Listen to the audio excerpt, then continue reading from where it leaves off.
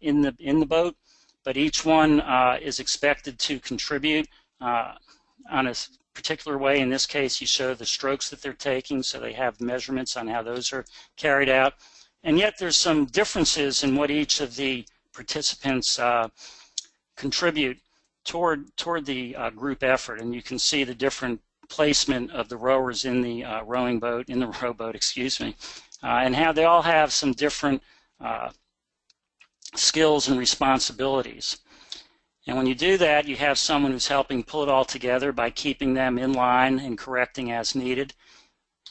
And finally, the backbone support brings that all together. And you can see if they're doing well, they move very much into the direction that they want to get. And basically what this is showing us is that the whole is greater than the sum of its parts.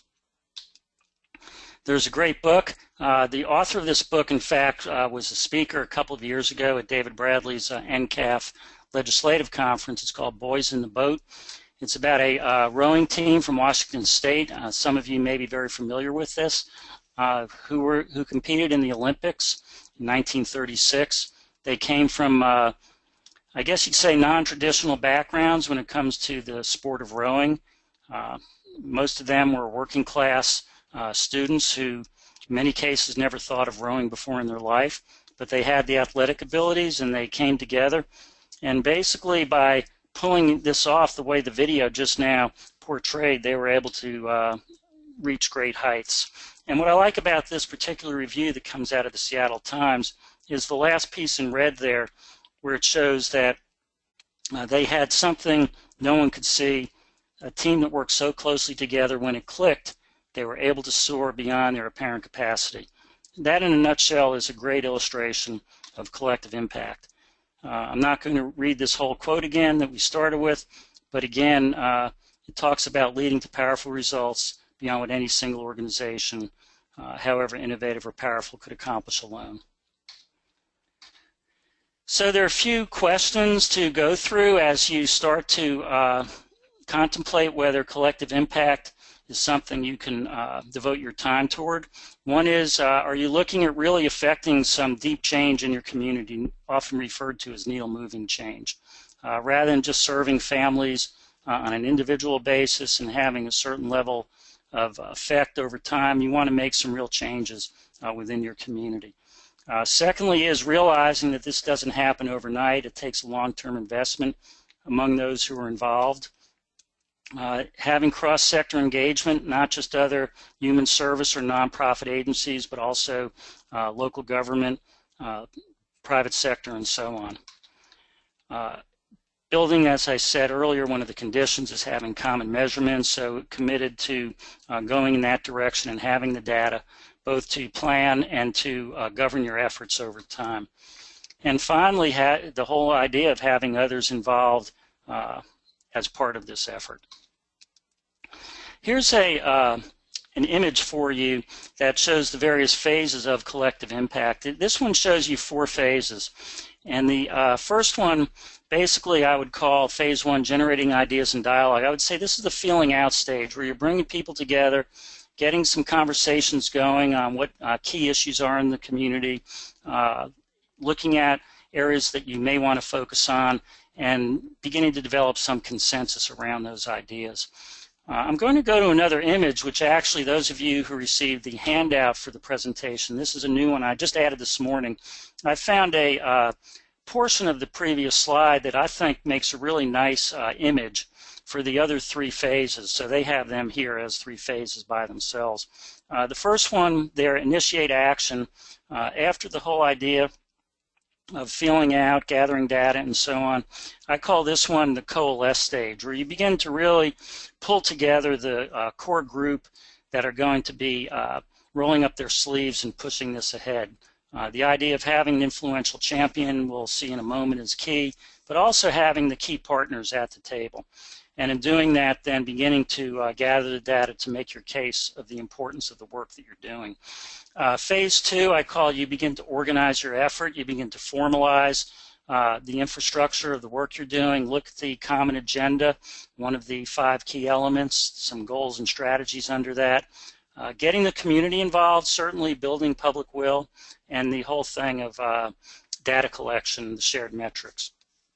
And finally, the last phase, I say this is your phase where you initiate and sustain the work that you're doing. And I think in many ways this is similar to Roma in terms of the Roma cycle, but this is where you carry out the work and you tweak it along the way with what needs to be done differently or better, and finally over time see how you can sustain the work. So I mentioned there are some good resources. Tamarack, who you've seen, is one of them. And I think if you go on their website, they're a Canadian organization, but have been very, very active in looking at issues which into many of our agencies, teen pregnancy, health, education, homelessness, and so on. And I don't know if you can hear, but my cell phone, I thought I had turned off, and it's making noises at me, so I just turned it off again. Okay, so the complex issues that Tamarack covers, again, common to much of the work that we do. They have some, I know some of these images are going to be hard to see, and my goal isn't so much to go through them in great detail, but you can see this one you can open directly up, and it shows you the 5 conditions of collective impact, as well as the different efforts, the phases of collective impact. And they also have a webinar that I think you might find useful if you want to go deeper with the material. Another great source up at the top right there is FSG Social Impact Consultants. This image from their website actually talks about some of the keys that are really the preconditions, I would say, to collective impact. And the first one is having an influential champion. Who in the community is going to be the person who people look at, who has great credibility, great respect, great passion for the issues that you're trying to pursue? And to have that person really be identified early on is key. The other thing, getting financial resources together, as you see on the image there, committed funding partners over a period of time to help put this together. Oftentimes community foundations or United Way could be a source, local government support as well. And in some cases private support can also go toward this. And finally, the last one is a sense of urgency for the work that you're doing, that it's a critical problem, that other approaches have been taken, they haven't been successful, and we must do something about this now. You saw the issues on the previous slide. We must do something about homelessness, teen pregnancy, ex-offender reentry, all the kinds of work that we're involved in, but it has to be a collective feeling that we have to turn the tide on the way things have been. Again, on this slide, I'm not going into these. You can access lots of helpful resources from FSG, the box down on the left there, as well as a report from the N.E. Casey Foundation, which helps with the startup of collective impact efforts. So I leave that all with you. You can see this flow chart of sorts, or organization chart, I guess you might call it, of how collective impact is constructed. And you notice that it starts with the core of a steering committee. It's not a huge group to get this, the foundation of this together, but then developing working groups, which you'll see in some of the examples, identifying the partners who are key to making this successful, and then getting the community interested and committed to the work that's being done. Here's a good little matrix, you might say, of sorts, giving some of the examples of questions to ask your own organization on whether collective impact is right for you.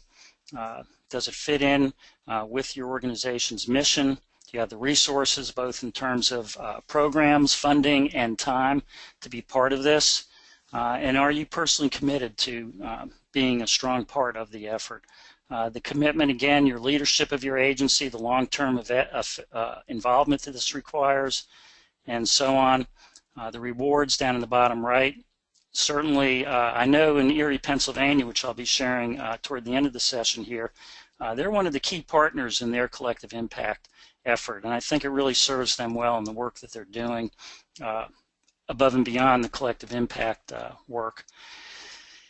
And certainly internally, it gets your programs working in unison towards a common common vision and common goals, and the awareness in the community that it adds to your reputation as well as new partnerships. And finally, the risks. As I said earlier, do you have the time to put toward it? I know I was in many, many meetings that we called collaborative meetings, and sometimes wondered, are we really making headway? So are you committed not only to participating in meetings, but to being a driving participant in keeping things on track? You may not have the kind of outcomes that are anticipated, and so on. So there are risks that have to be considered. This is a nice little template that can be used to begin building a collective impact initiative. If you look at the bottom there, you can access this slide presentation. This is one of the slides in that presentation.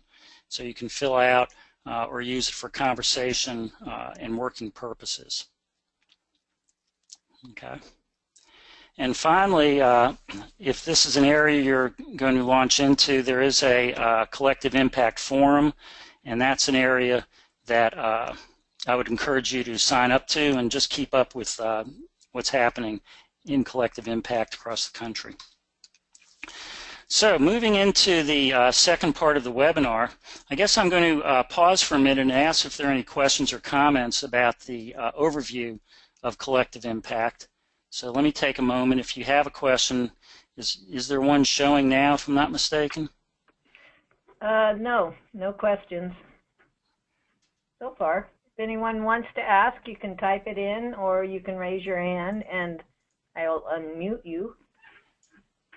Okay, I see a question there. I'm trying to open up my... Well, there was just a comment in the beginning. Oh, okay, about the poll that we did. I'm sorry. Yeah. It was okay. So let's move on. Feel free, please, to use the question or chat areas if you have something you'd like to ask for some clarification, or if you have something you'd like to comment on. At any rate, as I mentioned on the beginning, showing where I'm heading, is to share with you now 8 different models for collective impact, and in most of these you can see, I think, all but, well, 3 of them to some extent, but even in those there's some role for community action. So let me move into these 8 with you. Okay. The first one is something that I've presented many times at workshops that I've conducted at national and regional conferences, and that is this model of self-sufficiency. This comes from a community action agency in California, Community Action Partnership of Kern. And this was developed quite a few years ago. What I like about it is it's not really presenting what a community action agency should look like, but it presents what the community should look like in order to promote self-sufficiency for all citizens in the community. And certainly community action agency would be a key part of this, in my opinion. But it shows the different levels of focus, starting with basic services that many agencies have as a big part of their work, doing some advocacy to change some of the barriers that are keeping people in poverty and preventing moving towards self-sufficiency. You see the pillars there. There are 3 of them that have question marks on them, and that was left that way because the idea is that every community is going to have other pillars.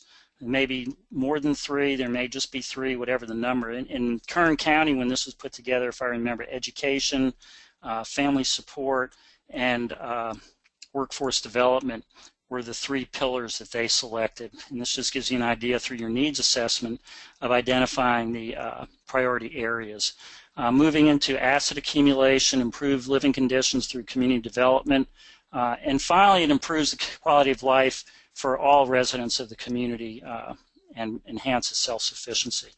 So I share this with you as a way to begin to target some of your work. If you feel this is a helpful, really simplified image to begin mapping out your community and seeing how things are currently being affected in terms of social issues, social problems, and so on, and where you, meaning the community, needs to focus its work. Second model that many community action agencies are involved with or have been involved over the years. I'm not sure to what degree this continues, although I have some awareness of groups in Wisconsin, Minnesota, Virginia, and elsewhere who have done some work with rural family economic success, also known as RUFUS. It's an initiative, if you look at the bottom, from the Annie E. Casey Foundation as well as the Aspen Institute Community Strategies Group. It says rural, but I hope those of you who are not in a rural area won't turn away from this, because if you look at what it is comprised of, earn it, keep it, and grow it, I would suggest that it's not just a rural idea, that this would fit into any setting. Although the effort has been to really enhance services in rural communities, I do think that much of the many of the concepts here fit, as I said, into rural, urban, or a mix of urban and rural settings. So earn it, you can see each of these areas has several goals, strategies, under them. Earn it has 3, and each one of the strategies has a set of goals attached to them, which I'll share with you in a moment. And I'm sure you're familiar with some of the ideas that come up here, but I think it's a nice way to glue together the work that's being done in a collective impact setting. So you have earn it, you have keep it with 2 strategies with the number of goals with each one, and finally grow it. And the idea is helping families earn it in isolation doesn't necessarily mean that families are going to advance if you don't help them keep it and over time grow it. So just focusing on one of these areas is not sufficient really to promote family economic success. And a very simple explanation of that is if we help someone get a low-paying job, but we don't help them avoid needing to go to predatory lenders, they could be losing faster than they gain. And that's just one illustration. And as I said, each of the areas then have strategies and goals under them. And on this slide and through the RUFUS website that was on the previous one, you can access each of the goals to find out some of the initiatives that have been put together to help promote the particular goals. So here it is under Earn It. And so you notice it's helping with basic skills, basic life skills, workplace skills, and finally workforce training and so on. So that's under preparing for first-time employment. And it goes on up to the last goal at the bottom here, where workers advance along a career pathway into better jobs, higher wages and benefits and so on. So it's a really nice continuum. Keep It similarly does that, and this is the keep it part, where if you look at goal 3 under the first strategy area, families get loans they need without using predatory lenders. So again, you can see how these interlock with each other. And finally, grow it, the third area as well. So I just wanted to share this with you. We actually did a conference about 10 years ago in Region 3 where we had 27 community action agencies come together and both learn more and create some action plans on getting involved with facets of RUFUS. And I do know that some pursued and created some new initiatives and worked with new partners as a result of that. Okay, the third one that I'm sharing is the 2-generation approach, which has certainly got a lot of coverage over the last couple of years. It's coming out of the Ascend program, also at the Aspen Institute. Here's a cover slide with a kind of background report that you can access there on the left. And the whole idea is that working with children is important, working with adults is important, but then melding those programs and those efforts together to that children can only advance so far if the parent isn't involved to make their lives better for their whole family. And so it's basically a way, if you notice then, to take a whole family approach. The idea with this graphic is to say that many programs are focused more on the parent than the child, and others are focused more on the child than the parent. And there's some key questions to ask then. How can we really uplift the whole family? What can we do to begin to balance the focus of the work that we're doing? And if you look at the ladder there, basically there's a 3-component ladder starting with education, also with economic supports, that's the family level, of course, and then social capital. And you'll see the whole notion of capital in a little while under another model. Some of you may have participated in a webinar that was done a couple of months ago by the Community Action Partnership that involved 2 community action agencies, CAP of Tulsa in Oklahoma and Garrett County Community Action in Maryland. They've done a lot of great work. They're among the leaders in the country, really, as far as the 2-generation approach goes. So if you'd be interested in seeing how they carry out their work, you can go to that link there that we put on virtualCAP back after the webinar was done. And in that, you'll see you can get the practice brief that's shown there featuring those 2 community action agencies. You can get a link to the webinar recording and presentation. And then we put together a series of questions, 12 in fact, to help you get involved with the 2-generation approach. So I hope you'll take advantage of this as well as the additional resources that we offer on that posting. I mentioned the whole idea of capital and the social capital that was on the 2-generation ladder there. So the Pew Charitable Trusts have issued a report called Pathways to Economic Mobility. And that report basically focuses on 3 areas of capital and the key factors that have been found to be likely results that a person will move up or down the economic ladder. Okay, so in this case, for example, on the slide you see a child's educational attainment. They have some really excellent data that you can access showing the effect that higher levels of education have on helping families and children in this case move out of poverty towards self-sufficiency. And so the 3 areas of capital that Pew has grouped together are social capital that have to do with the different connections in the community, just basically the relationships. All of us have had groups or people who have helped us carve a path for ourselves. So the type of social capital that people in poverty have is more challenging, but this outlines the importance in these 6 areas that are shown on here of helping families, low-income families, with their family structure, with their parenting skills, and so on down that list. Human capital has to do with the personal circumstances, that skills that people have, the attributes that they have to affect where they are in terms of taking advantage of opportunities. So you can look at the data that's on there. And finally, financial capital are the assets in areas such as savings, home ownership, and so on that help people finally get ahead.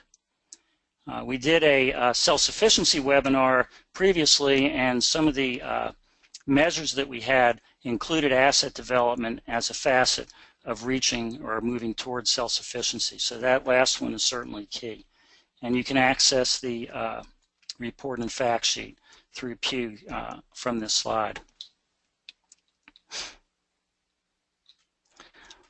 Upstream Investments, I have 2 actually out of Sonoma County, California that the Community Action Partnership of Sonoma County has been one of the key leaders of as far as collective impact goes. One is Upstream Investments that was built through an effort that was endorsed by their local governing officials, their Board of Supervisors, that created a policy seeking to eliminate poverty in their county.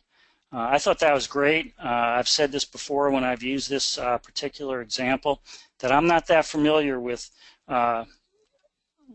elected officials really at any level over the last 50 years maybe, using the term working to eliminate poverty within their area. So I think that's impressive in its own right. But what they've done then is to put together a collective impact effort called Upstream Investments. There's a link at the bottom, where they want to have early intervention. They want to use evidence-based, evidence-informed programs to make sure that the work they're doing has proven results, and they want to bring the community together in doing this work. And in doing that, they build 22 indicators of success. And so here you go. There they are. There are 22 indicators. You see their 4 goals, and you see their 22 indicators. And I would bet a lot of money that if you look at these 22 indicators, you can find a handful that are going to be high importance in your community. So I would suggest taking a look at this, accessing their material, looking at the measures they use, the groups they put together, and use this to increase your work in these areas. Okay, and we're going to actually go to one of those, number 9, improve third grade reading, at the very end of this part of the webinar. And here's some more good resource materials from Upstream Investments. They also have an effort called Cradle to Career, which is common to a handful of communities across the country. Cradle to Career has 5 goals. This is, I think, an excellent framework, working with pre-school children, having kindergarten readiness. Certainly Head Start is a big element of that, but with all families in the community, not just Head Start participants, helping children succeed academically, creating a community environment of support both in and outside of school for children, helping young adults move toward career goals, life goals, and finally becoming a contributing member of the community. There's a really neat video I just found in updating these slides, and there's a link to it right under the image there on the right, so you can access that. Here's a nice little flyer. It's actually a 4-page brochure, I would say, giving you a good overview of Cradle to Career. And on the right, I put a quote from Oscar Chavez, who used to be the executive director of the CAP there, who is now the deputy administrator in their Human Services Department in the county, and he is the one that's actively over the whole Cradle to Career effort. So you could see how Oscar talks about thinking differently about systems that affect youth and young adults and changing the way we do our work, basically, which is what collective impact, I think, is all about. So here you have your goals for Cradle to Career. They have 5 goals, and underneath each of the goals, they have their outcomes that they're looking at in terms of the work that they're carrying out. So there are different metrics that they're developing, and then they require people involved in these different facets to feed data into their common system so they could see the progress that they make. And again, I would strongly assert that a lot of this fits in with the agency work that we have going on. Okay, Erie Together, I mentioned earlier, Erie, Pennsylvania, and you could look up on the right there, the Greater Erie Community Action Committee is one of the 3 core partners in this effort, along with local university and the United Way. Erie Together is basically helping provide economic opportunities, various opportunities for all the residents in the community to, just as it says there, learn, work, and thrive. They've divided into 4 action teams. You can see that fits into the goals that they've set: early childhood readiness, life after high school, looking at family stability, and then workforce and economic development. Okay, very clean, with some real strong focus areas, each one. And you can look then at each of the action teams and under the different areas and see how it fits into the overall framework of what they're doing, and then the kind of results that they've had to date. You can access some of the materials and see the work that they're doing. I think it's a good kind of guidance for the work that you may be doing in early childhood readiness, looking at pathways from education to career and so on under Learn. Under Work, you can see the goals that they have at the top, and then the accomplishments that Action Team 4 has been able to achieve. And under Thrive, likewise with their action team on individual and family stability. So I'm going through this somewhat quickly, I'd say fairly quickly, but I do hope it's a good body of information you can refer back to, and I'm happy to go back if there's something that hits you while we're in session here and go into a little more depth as needed. Okay, the last example I'm sharing is starting with the report that came out from the Annie E. Casey Foundation about the relationship between third grade reading skills and students who are in poverty and how that affects school dropout rates and high school graduation rates.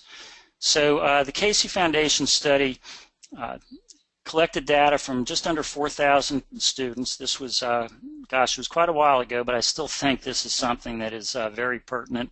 And I'll share some other resources with you in a while. But I think the findings in this study are dramatic, and that is showing that, first of all, looking at students who don't graduate from high school, back in that era, there were 12% overall who didn't graduate. And if you broke it down among the ones that they collected data on, 4% didn't graduate who were proficient in reading, whereas 16% who are not proficient didn't graduate. So the rate of not graduating was 4 times more among those who weren't proficient. If you look at the image on the bottom right, you can see not only were there 4 times as many who weren't proficient, but if you break it down into those who were not proficient but just didn't reach the basic proficiency versus those who were below that, on the far right, you notice the ones who were at the lowest levels, 23%, almost 1 in 4 of them didn't graduate from high school. That is extremely significant. 1/4 of all students who are at lowest levels of reading don't graduate. It may not be a surprise, but I think it's important data to illustrate that. These are all charts from that report. They then went into the area of looking at the income levels and the difference between children who are in poverty and who are not in poverty. And you notice in this case, those without poverty experiences, only 6% didn't graduate, whereas those with poverty, 22%, more than 1 in 5, didn't graduate, almost 4 times the level there. And then when you add the proficiency in reading and go over to the far right there, you'll notice that 26% of the low-income students who didn't have reading proficiency failed to graduate. Again, more than 1 in 4, an extremely high number. Finally, on the right, you have children who both with poverty and reading proficiency. If it was just poverty, 38% of all students were in poverty, yet 70% of those who didn't graduate were in poverty. So I think this is dramatic data. We take that then and look at a focus area, and that is the third grade reading success matters. You can get more information on studies that have been done at gradelevelreading.net. Other resources, they have many states who are participating in this campaign, and there is a community action agency in Iowa that really is the key agency carrying this out in their community. They have an initiative called Read by Third, the Mid-Iowa Community Action Agency. Interestingly, their city, Marshalltown, Iowa, was given designation as an All-American City largely on this effort, where they brought together key partners. Look at the bottom right of the slide, and you can see that. They have 3 focus areas in Reading by Third, school readiness, school attendance, and summer learning. If you want to learn more about Micah's effort, there's a success story you can read on the upper right, which I put together a few years ago. And finally, you can get their plans. If you notice, the link in the bottom right is their action plan for this effort. So I hope that is of interest and helpful to you. So that pretty much covers collective impact. I was going to share with you some information about virtualCAP. Let me see if there are any questions before I move along here. Does anyone, you want to raise your hand, we can unmute you, or if you have a question you'd like to put in. And also those of you who have been involved with collective impact, if you have something you'd like to offer, certainly we'd like to do that. And I'll tell you what, I have one other question, one other poll I'm going to launch while we're waiting to see if you have any questions.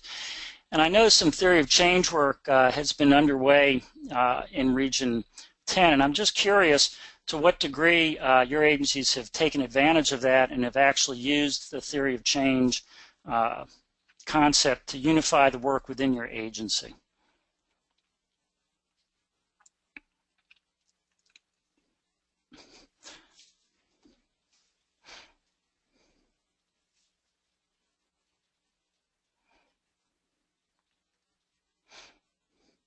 Okay, I'll give you a couple more seconds. And I'm going to 3, 2, 1, close it. And we'll share. So this is encouraging. If you add the 38 and 56%, over 90% have done some work with theory of change, and in some cases have used it to unify your work. And I put this in as a final poll, largely because I think that's a great starting point to parallel collective impact and to consider, okay, so this is how our agency can be constructed to work in a unified way. Let's take it farther, bring in some other partners in the community, and really make some needle-moving changes, as one of the concepts that was offered earlier suggests. So let me give you, here's a flyer. If you're not familiar with virtualCAP, I hope you'll download this flyer. All the information on our website, which is freely available, virtualcap.org. We started a new publication last March. We've had 15 issues out. It's called virtualCAP Roundup. It's a subscription-based publication. This is my sales pitch. I hope your agency will consider subscribing. We have over 300 agencies who are now receiving this. It's put out once a month. And you can see the topics covered in terms of a focus topic each month, successful funding initiatives from community action agencies, innovative programs, basic news from the network, and then some other related resources which we think would be useful. Just recently we added Brighten Your Day as something to hopefully look forward to. And these slides have the cover of the 15 issues. If you click on more info, you'll get a PDF of all the slides here, and it shows you the focus topics that we've covered over the first 15 issues. Any questions at all for Ken or comments?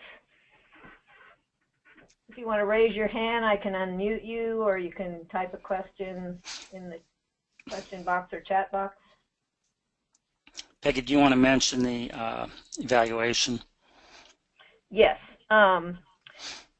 Once again, we just like to ask all of you to please be sure and fill out the survey that's going to pop up on your screen after you close out of the webinar. It's really important to us when we're planning our future webinars. So if you could just take a couple minutes to do that, we'd really appreciate it. And thank you, Ken, for a great webinar. Lots of great resources here. I'll be sending out the slides later on this morning or this afternoon, and they will include the live links to all the resources for those that weren't able to stay on the whole meeting or checked in late. You'll have access to that, and then we'll also have a copy of the recording on our website. Okay, well, thank you, Peggy. Okay, if there's no more questions, everyone have a great day. Okay.